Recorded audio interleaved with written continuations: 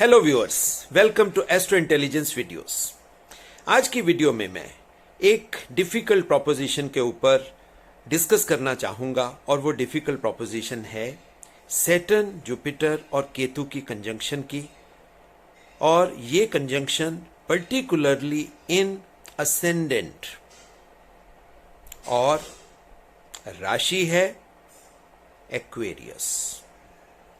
दोबारा से समझ लीजिए, आज की वीडियो का टॉपिक शनि, गुरु और केतु की युति लग्न में, और लग्न में राशि है एक्वेरियस। अब आप देखिए, डिफिकल्ट प्रोपोजिशन है और ये एक ही क्वेश्चन कम से कम अलग अलग जगह से 15-20 बार मेरे को आ चुका है, क्योंकि हम लोग जो हमारे व्यूअर्स हैं वो हमें क्वेश्चंस भेजते हैं, हम उन्हें सिंगल आउट करते जाते हैं और जैसे जैसे हमें लगता है कि ये क्वेश्चन इंपॉर्टेंट है तो उस क्वेश्चन के ऊपर मेरी कोशिश होती है कि मैं वीडियो बनाकर आपको दूं। आज हम इस टॉपिक के ऊपर बात करने वाले हैं। तो दर्शकों, जैसा मैंने शुरू से आपको कहा कि जब भी कोई युति बनती है यानी कंजंक्शन होती है, तो कंजंक्शंस के जो रूल्स हैं, पहले तो आप उन रूल्स को फॉलो करिए। आप उन तीनों प्लैनेट्स की डिग्रीज को देखिए और तीनों प्लैनेट की डिग्रीज के हिसाब से कौन सा प्लैनेट सबसे कम डिग्री का है, वो उस युति में या कंजंक्शन में सबसे इंपॉर्टेंट रोल प्ले करने वाला है। क्योंकि ये सिद्धांत एक तरीके से, क्योंकि एस्ट्रोलॉजी हमारी लाइफ है, हमारे लाइफ का हिस्सा है, और जैसे परिवार में होता है कि परिवार का सबसे छोटा बच्चा घर में सबसे ज्यादा इंपॉर्टेंट हो जाता है, इसी तरह युति में भी जो प्लेनेट सबसे कम डिग्री का होता है वो बहुत इंपॉर्टेंट रोल प्ले करता है। बाकी प्लेनेट्स को जानने के लिए अगर हम कहें कि इस वीडियो में हम उन चीजों को कवर सकते हैं तो वो तो सब्जेक्ट फिर बहुत लेंथी हो जाएगा कि प्लेनेट की स्ट्रेंथ क्या है, प्लेनेट की स्ट्रेंथ कितनी है, डिग्रीज कैसे हैं, ये चीजें मैं यहां पर डिस्कस नहीं कर रहा हूं। मैं आपको युति के बारे में बता रहा हूं। हाँ, इतना मैं आपके रेडी रखने के लिए मतलब बता देता हूं कि यहां पर हमारे लिए जो देव गुरु जुपिटर हैं वो सबसे कम डिग्री में हैं। केतु की डिग्री भी मान लीजिए ज्यादा है और शनि की डिग्री भी मान लीजिए ज्यादा है। अब तीनों प्लैनेट्स को हम एक एक करके पहले एनालाइज करेंगे कि तीनों प्लैनेट्स जब ये इस तरह इकट्ठे होते हैं तो ये इंडिविजुअल इनका प्रभाव क्या है, और जब ये इकट्ठे हो जाते हैं यानी ब्लेंड हो जाती हैं इनकी एनर्जीज, तो उनका प्रभाव कैसे पड़ेगा। सबसे पहले हम जानने की कोशिश करते हैं कि केतु किसी के भी चार्ट में किसी भी भाव में जब पोजीशन ले लेता है तो वो बहुत इंपॉर्टेंट पोजीशन हो जाती है, क्योंकि केतु आपकी पास्ट जन्मों की संभावनाएं एक्सप्रेस करने वाला प्लेनेट है। आप पिछले जन्मों से क्या क्या पॉसिबिलिटीज लेकर आए, आपके पास्ट में क्या कुछ पड़ा है, वो भाव उसका एक्सप्रेशन हाउस बन जाता है। केतु को हम ये ले सकते हैं कि ये आपकी अंदर दबी हुई, अंदर छुपी हुई संभावनाएं, या दूसरी चीज हम ये समझ सकते हैं कि ये आपके सॉफ्टवेयर की वो एप्लीकेशंस हैं जो पीछे से फैक्ट्री सेटिंग में आपको लोडेड मिली है। जरूरी नहीं है कि आप उन सभी एप्लीकेशंस को खोलोगे ही खोलोगे, मगर वो हैं। अगर आप उनको खोलना चाहोगे तो आप खोल सकते हो, और केतु ऐसे ही करता है। अब केतु अगर उसकी डिग्री अच्छी है तो डेफिनेटली केतु उस हिसाब से, उस स्ट्रेंथ के हिसाब से अपने आप को एक्सप्रेस करेगा। यही केतु अगर बच्चा है यानी कि कम डिग्रीज वाला प्लेनेट है, यानी 6 डिग्री से कम का हो, तो अपने एक्सप्रेशन में उसको कठिनाई होगी। साइमल्टेनियसली 24 से 30 डिग्री का केतु होगा, उसको अपने एक्सप्रेशन में कठिनाई होगी। बाकी आप ले सकते हो कि 6 से लेके 24 डिग्री तक एक्सप्रेशन है। जितना हम 12 से 18 डिग्री है वहां पर एक्सप्रेशन मैक्सिमम होता है, 6 से 12 में एक्सप्रेशन होगा, थोड़ा कम होगा। इसी तरह 18 से 24 डिग्री के बीच में एक्सप्रेशन होगा मगर थोड़ा कम होगा। आप प्लेनेट को इस तरह एनालाइज कर सकते हो। यहां पर हमें एक चीज समझ में आ गई कि पास्ट यहां पर बहुत इंपॉर्टेंट है, क्योंकि केतु उस इंसान के लग्न में है। और लग्न आप जानते हो कि किसी के भी चार्ट का मोस्ट इंपॉर्टेंट पोजीशन है, यानी कि वो आदमी कहीं ना कहीं केतु के कैरेक्टर्स लेकर पैदा हुआ है। फिजिकल कैरेक्टर्स केतु जैसे होंगे, मगर इसका मतलब ये नहीं है कि उसमें शनि के कैरेक्टर नहीं होंगे, जुपिटर के कैरेक्टर नहीं होंगे, वो भी होंगे। मगर हम बात कर रहे थे कि एक प्लेनेट की उसको, पहले तो तीनों प्लेनेट्स को आप अलग अलग समझ लो, उसके बाद में तीनों प्लेनेट को हम इकट्ठे ब्लेंड करेंगे, फिर समझने का प्रयास करेंगे कि ये तीनों एनर्जीज जब इकट्ठी होती हैं तो कैसा प्रभाव देंगी। सो हमें केतु का पता लग गया कि केतु पास्ट के बारे में बता रहा है। और क्योंकि यहां पर राशि एक्वेरियस है, ये गुगली है जो दर्शकों आपको समझनी है। केतु प्लेनेट है पास्ट का, लग्न में राशि है एक्वेरियस, तो लग्न की राशि एक्वेरियस होने का मतलब यह हो गया कि ये नेटिव एक फिलेंथ्रोपिस्ट टाइप इंसान होगा, रिसर्च ओरिएंटेड, फिलॉसफी ओरिएंटेड इंसान होगा, लोगों से डिफरेंट होगा, उसके सोचने का ढंग, उसके चलने का ढंग, उसके कपड़े पहनने का ढंग डिफरेंट होगा। कहीं ना कहीं उसमें आपको पास्ट की उसकी झलक दिखाई देगी। अब यहां पर क्योंकि केतु पास्ट का प्लेनेट है, अब केतु के पास्ट का प्लेनेट होने से आप देखिए इंपॉर्टेंस कैसे बनेगी, ये अब आपके सामने आएगा। क्योंकि अब इंसान के लग्न में राशि आई एक्वेरियस, और एक्वेरियस में केतु, तो दैट मीन्स कहीं ना कहीं वो केतु उसके पिछले जन्म की फुलफिलमेंट ऑफ डिजायर्स, उसकी इच्छा पूर्ति को इंगित करता है कि उसके पिछले जन्म में उसकी इच्छा पूर्ति वहीं तक थी, उस भाव तक थी। उस भाव का मतलब क्या है कि वो इच्छा पूर्ति के प्रोसेस में था पिछला जन्म उस इंसान का। अब उसमें कितनी कंप्लीशन हुई, कितनी नहीं हुई, ये संभावनाएं उस भाव में दूसरे प्लैनेट्स या जो दूसरी एनर्जीज वहां पर हैं उनसे हमें पता लगेगी। अब आप देखिए दूसरे प्लैनेट यहां पर कौन है, दूसरा प्लैनेट है शनि और तीसरा प्लैनेट है गुरु, यानी कि धर्म कर्म युति। शनि आप सब जानते हो कर्म भी है और कर्म का फल भी है। सो कहीं ना कहीं इस इंसान के कर्मों में उसके पास्ट का प्रभाव रहेगा, क्योंकि अब ये जो शनि है केतु के साथ उसके लग्न में आ गया, उसकी पर्सनैलिटी में आ गया, उसके शरीर में आ गया। बहुत इंपॉर्टेंट पोजीशन बन गई है।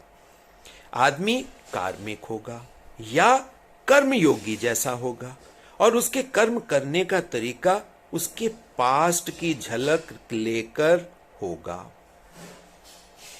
वैसे भी शनि पास्ट को भी इंडिकेट करता है, पुरानी चीजों को भी इंडिकेट करता है। सो हम ये मान भी सकते हैं कि उस इंसान को पिछले जन्म में या पिछले जन्मों में अपनी इच्छा पूर्ति में डिले मिली, क्योंकि केतु और शनि की ये कंबाइन बन गई, तो उसको कहीं ना कहीं ये परेशानी पिछले जन्मों में हुई कि जो कर्म उसने किए उसका फल या उसको मिला नहीं या उन कर्मों का फल वो भोग नहीं पाया। सो काफी पॉसिबिलिटी है कि इस जन्म में उसको ये युति उसके लग्न में मिल गई कि अब तो वो उसके जन्म में एक्सप्रेस होगी ही होगी, उसको हम छुपा ही नहीं सकेंगे। अब तीसरा प्लेनेट यहां पर है, वो है देवगुरु जुपिटर, जो नॉलेज का देवता है, डिवाइन कॉन्स्टिट्यूशन की नॉलेज है। अब आप देखिए डिवाइन कॉन्स्टिट्यूशन की नॉलेज, केतु और शनि का यहां होना, ये बहुत इंपॉर्टेंट इवेंट बन गया। यानी कहीं ना कहीं वो नेटिव अपने पिछले जन्म में नॉलेज के प्रव्यू में कर्म करता रहा। इच्छा पूर्ति प्रोसेस शुरू हुआ, ट्रांजिशन हुई, कंप्लीशन नहीं हुई। या तो उसको जो फल है डिले हो गए। डिले से आपको मैं एक बात समझा दूं कि शनि एक ऐसा श्योर शॉट प्लेनेट है, अगर शनि के प्रभाव में आकर किसी का कोई फल डिले हो जाता है तो इसका मतलब ये नहीं है कि वो फल उसका नेगेट हो गया। सिर्फ डिले हुआ है, मिलेगा अवश्य। आप इस बात को समझ लें, उस जन्म में नहीं मिला तो इस जन्म में मिलेगा, इसको कोई रोक ही नहीं सकता। यही एक बात थी कि जो शनि केतु का कंबाइन है, ये पिछले जन्म के जो कर्मों का फल डिले हुआ उसको नहीं मिला, सो इस जन्म में उसको वो फल मिलेगा। अब देवगुरु जुपिटर है तो इसका मतलब है कि वो फल कहीं ना कहीं नॉलेज से संबंध रखता है। तो इस जन्म में ये इंसान अकेला कर्मयोगी नहीं बनेगा, ये धर्म कर्मयोगी बन जाएगा। अब कुछ लोग ये कहेंगे कि सर केतु डिटैचमेंट देता है, कि कहीं पर ये आदमी अपने कर्म को डिटैच तो नहीं कर लेगा, कहीं ये आदमी अपने धर्म से डिटैच तो नहीं हो जाएगा। देखिए, क्योंकि दिमाग में ये क्वेश्चंस भी आने लाजमी है और आने चाहिए भी, क्योंकि जब युति बनती है तो पॉसिबिलिटीज, हमें हर पॉसिबिलिटीज को कंसिडर करना है, किसी पॉसिबिलिटी को छोड़ना नहीं है। तो यहां पर आप इस बात को समझ सकते हैं कि केतु सिर्फ उसके पास्ट को इंडिकेट कर रहा है। केतु कभी अपने आप उस चीज को एक्सप्रेस नहीं करता। राहु केतु का ये कैरेक्टर है, ये वैदिक नॉलेज आप हमेशा अपने पास संभाल के रखिए, कभी भी इससे विमुख नहीं होइए कि राहु केतु अपने आप एक्सप्रेस नहीं करते। राहु केतु जिस भी भाव में बैठेंगे, जहां भी वो होंगे, या तो उस भाव के थ्रू अपने आप को एक्सप्रेस करेंगे, या उस भाव में अगर कोई ग्रह प्रेजेंट है तो उन ग्रहों के थ्रू अपने आप को एक्सप्रेस करेंगे। सो केतु का एक्सप्रेशन यहां पर आइदर शनि के थ्रू होगा, या गुरु के थ्रू होगा, या गुरु शनि के कंबाइन के थ्रू होगा। अब आप देख सकते हो कि ये जो धर्म कर्म युति है, जिसमें ज्यादा इंटेंट नॉलेज और राइटियसनेस का रहेगा, कर्म का रहेगा, कर्म के फल का रहेगा। सो हम इस कंजंक्शन को कैसे देखते हैं? इस कंजंक्शन को अगर आप मेरा व्यू पॉइंट समझोगे तो मैं ये कहूंगा कि ये इंसान अपने पिछले जन्म में, क्योंकि शनि है तो शनि हार्डवर्क भी है, डिसिप्लिन भी है, तो उस इंसान ने नॉलेज ग्रहण करने में बहुत मेहनत करी। नॉलेज ग्रहण करना ही उसका कहीं ना कहीं कर्म था। नॉलेज तो इकट्ठी हो गई, जो उस नॉलेज इकट्ठी होने से जो कर्म के माध्यम से उसको फल मिलना था, वो पिछले जन्मों में नहीं मिल पाया। सो इस जन्म में वो उस फल को लेगा। मगर यहां पर मैंने आपको बोला था कि केतु यहां पर गुगली है। और गुगली क्या है? क्योंकि केतु किसी भी भाव के मेटीरियल इंटेंट से उसको डिटैच करता है, साइको स्पिरिचुअल इंटेंट से डिटैच नहीं करता, मेटीरियल इंटेंट से वो उसको डिटैच कर देता है। सो मेटीरियल इंटेंट यहां पर एक्वेरियस का मेटीरियल इंटेंट तो आप सोच सकते हो, क्योंकि एक्वेरियस किसका भाव है? शनि का घर है। राहु यहां पर को लॉर्ड है, तो राहु तो यहां एक्सट्रीम लेवल की मेटीरियल चीजें दे सकते थे। शनि का अपना है, कर्मफल का भाव है। सो यहां पर हम मेटीरियल चीजें सोच सकते हैं, मगर केतु का यहां प्रेजेंट होना उस मेटीरियल इंटेंट से उस इंसान को डिटैच कर रहा है। जब वो डिटैच कर रहा है, अब उसको मिलेगा क्या? उस नॉलेज के माध्यम से, उस कर्म के माध्यम से, इस धर्म कर्म युति के माध्यम से, उस साधना तप और ज्ञान के माध्यम से, वो जो अमृत है, वो जो साइको स्पिरिचुअल नेक्टर है, वो उसको मिल जाएगा। और जहां तक बात है मेटीरियल चीजों की, अब यहां पर ये गुगली है, मेटीरियल चीजें तो केतु के माध्यम से उसको मिल ही जाएंगी। उसका इंटेंट हो ना हो, वो तो उसको मिलेगा ही।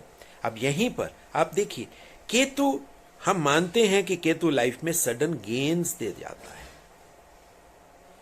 अब वो सडन गेन्स क्या होते हैं? सडन गेन्स यही होते हैं कि केतु में पास्ट के किए गए कर्मों का फल बीच में प्रेजेंट होता है, जो फल उस जन्म में वो इंसान नहीं भोग पाया। सो केतु इस जन्म में इस इंसान को उस धर्म कर्म युति के माध्यम से जो फल वो भोग नहीं पाया था, वो अब उसको मिल जाएंगे। अब आप देखिए ये क्या मजेदार गुगली बन गई कि मेटीरियल चीजें भी मिल गई मगर मेटीरियल इंटेंट भी नहीं रहा। अब ये आदमी धर्मयोगी भी बन गया, कर्मयोगी भी बन गया, साधना में भी आ गया, तप में भी आ गया, ज्ञान में भी आ गया, और सबसे बड़ी बात है एक्वेरियस, लग्न में एक्वेरियस का होना। ये एक रिसर्चर, एक फिलेंथ्रोपिस्ट, समाज को बदलने वाले थिंकर, ये कुछ ना कुछ इस ऐसे रोल में ये आदमी चला गया। यानी कि ये समाज को बदलने के अपने नॉलेज से, अपने ज्ञान से, अपने कर्म के माध्यम से ये दुनिया को बदलने की कोशिश करेगा, मगर मेटीरियल इंटेंट नहीं दिखाएगा। मगर बिना मेटीरियल इंटेंट दिखाए लाइफ को चलाना मुश्किल होता है। मगर यहां पर केतु के माध्यम से जो फल उसके अंदर निहित थे वो उसको मिल जाएंगे। सो ये एक इंटरेस्टिंग युति थी जो दर्शकों में आपके साथ शेयर करना चाहता था, और ये वीडियो मैं जानबूझकर छोटी ही रखूंगा क्योंकि इसमें ज्यादा हम डिस्कशन नहीं करेंगे। सो जब कभी भी आपको इस टाइप की युति मिले तो आप उसको बहुत शांत मन से पहले सभी प्लेनेट की सिग्निफिकेशंस को, उनकी क्वालिटीज को अलग अलग देखें, फिर उनकी स्ट्रेंथ को देखें, फिर युति में ये देखें कौन सा प्लेनेट ज्यादा इंपॉर्टेंट है, कौन सा प्लेनेट ज्यादा स्ट्रांग है, फिर धीरे धीरे उन एनर्जीज को ब्लेंड कर दें। और जब आप उसको ब्लेंड करेंगे तो आपको बिल्कुल एग्जैक्ट रिजल्ट मिल जाएगा जो उस इंसान के जीवन में होगा। सो दर्शकों, ये मेरा एक छोटा सा एनालिसिस था जो मैं आपके सामने रखना चाहता था, और जो एक रिक्वेस्ट हर वीडियो में हम लोग करते हैं कि एस्ट्रो इंटेलिजेंस आपका अपना चैनल है। इस चैनल पर आप हमेशा रियल वैदिक एस्ट्रोलॉजी की बातें, रियल ज्ञान की बातें ही आपको दी जाती हैं। यहाँ पर कोई टोटके नहीं बेचे जाते, कोई यंत्र मंत्र तंत्र नहीं बेचा जाता, यहाँ पर कोई मिसलीडिंग इंफॉर्मेशन आपको नहीं दी जाती। सो मेरा निवेदन है कि इस चैनल, जो आपका ही चैनल है, इसको ज्यादा से ज्यादा आप शेयर करिए, ज्यादा से ज्यादा घरों तक पहुंचाइए, ताकि ऑथेंटिक वैदिक एस्ट्रोलॉजी की नॉलेज घर घर तक पहुंचे और आप उस नॉलेज के माध्यम से अपने जीवन को तो अच्छा बनाओ, उस नॉलेज के माध्यम से अपने अगल बगल, अपने एनवायरनमेंट में जो लोग आपके रहते हैं उनके जीवन को भी आप अच्छा बनाओ। ब्लैकमेलिंग का शिकार ना हो, मिसलीडिंग इंफॉर्मेशन के आप शिकार ना हो। और जो दर्शक अपना चार्ट हमसे एनालाइज करवाना चाहते हैं, हमारे इंस्टीट्यूट में एजुकेशन लेना चाहते हैं, उन सभी के लिए मेरा एक ही फ़ोन नंबर है और वो है 9881164480। वहाँ पर आपकी बात मेरे बेटे मनु से होगी, जिसको आप एक वीडियो के माध्यम से आप मिल भी चुके हो।